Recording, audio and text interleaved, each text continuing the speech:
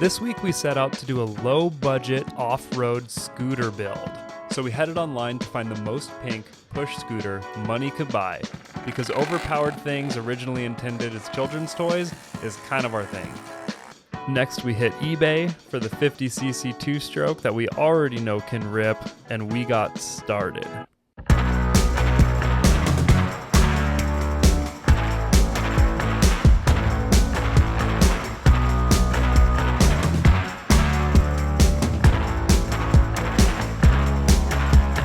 Well, everyone knows a sticker's good for at least a few horsepower, so that was our first modification, then we were off to the races, literally.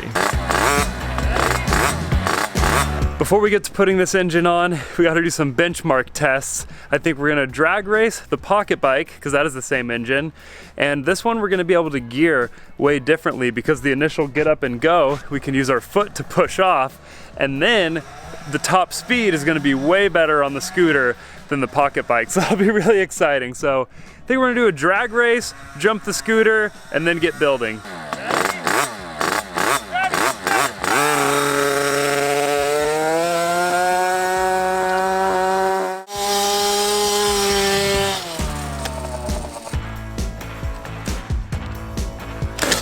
Oh yeah! Nice!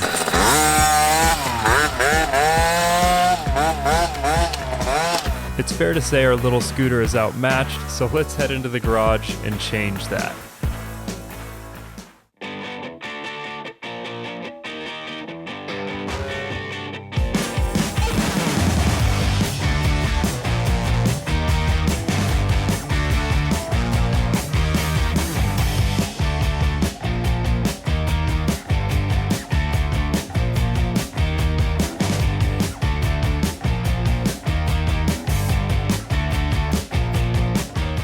So far we're just starting with the cutting, you know, cut a bunch of stuff off, but me and Ethan kind of worked up a rough location and it's somewhere in this ballpark. So now I got this little plate and I cut off the rear little mount, so that will be the new mount.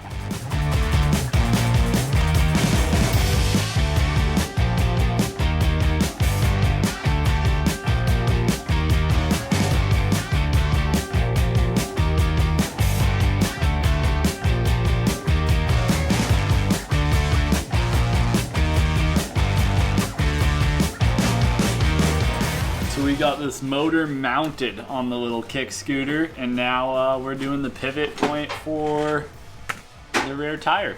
A bracket I'm gonna do from here up into this other engine mount point, and then it will have this tube through it, and that will be the pivot point for the swing arm.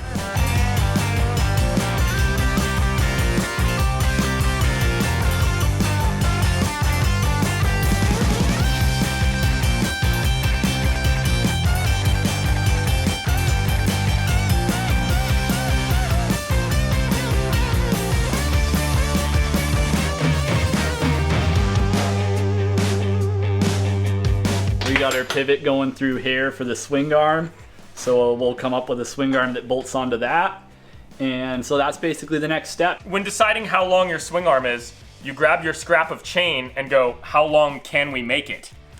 And that makes the decision for you.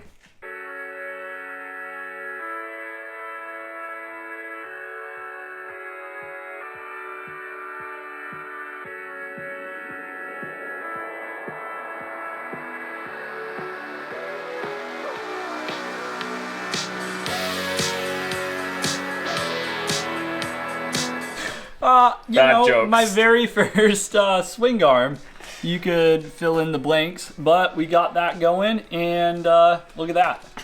Yeah. It's gonna work well. Meanwhile, I've been making little spacers that are way too nice for this thing. I made a spacer here to space out the sprocket so that it lines up with the engine, and that also means that we'll have a wider swing arm for future tire upgrades. Oh, I'm focusing on the most important piece for operation, an exhaust mount. Because we'll drive without brakes, but we need that exhaust mounted for sure.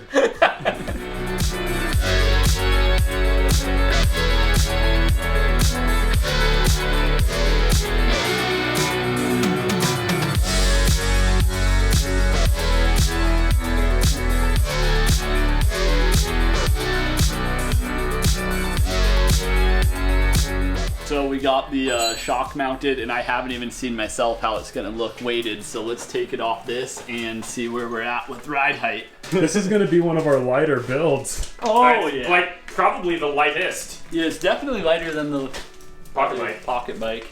So let's see, what do we got? I'm gonna break a weld for sure, but roll back over here. That's like, I mean, I'm all up on it. I think that's more frame flex than it is shock compression. Yeah, probably. That's mostly the frame bending. Yeah. But hey, you know, the frame bends before the tax brake back here, so. That's a good sign. Yeah.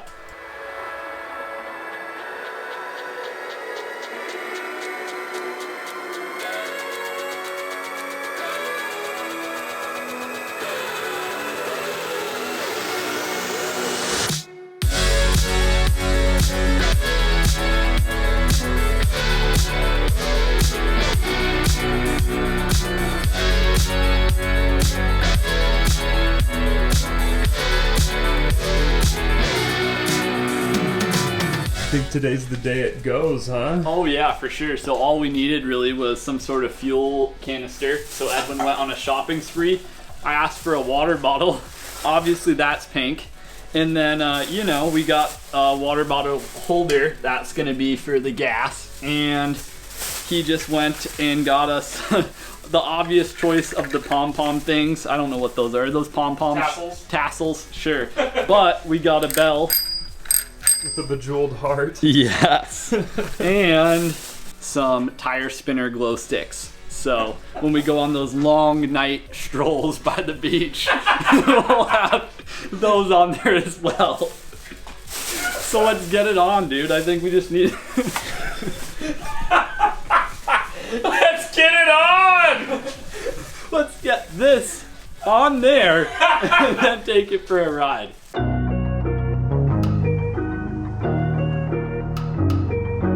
This is a difficult task. I thought this would be the easy part. I thought it would too. That one just went right in. There we go. Boom. Right. Now we're tasseled up.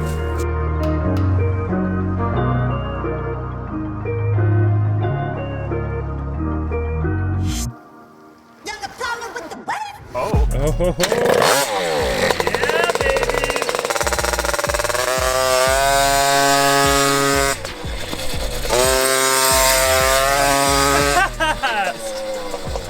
That is way faster than the pocket bike. Yeah, way higher. It makes me want a helmet. I mean, we have helmets. I should get the helmet on and then really give it some throttle.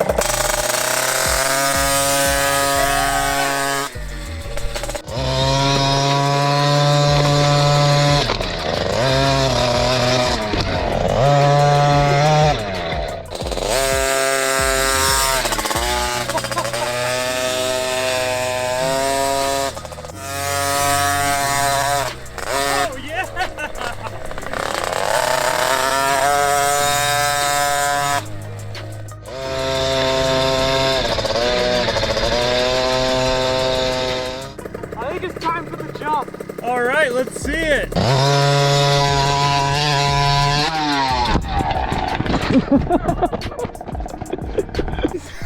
It really goes for it. Dude, you hawked it. I don't think I had the commitment for how much throttle I had in. So, I did lose the muffler, but this thing's gonna jump for sure.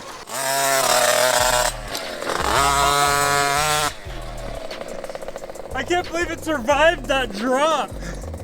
Yeah, well, you know, when you just bottom out on the frame every time, it's, you know, it's a fail-safe.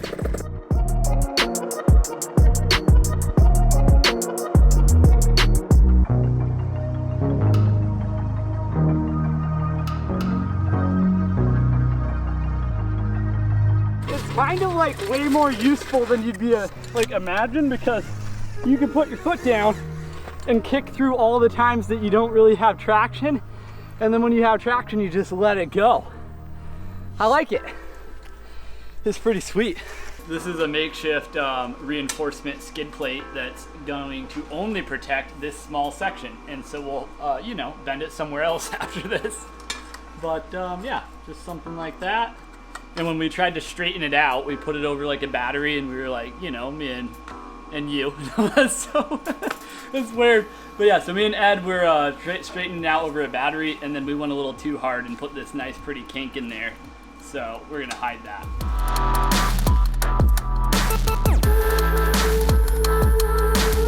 So we reinforced this middle section a little bit there. We got a back brake cooking, which is pretty cool. Attached the muffler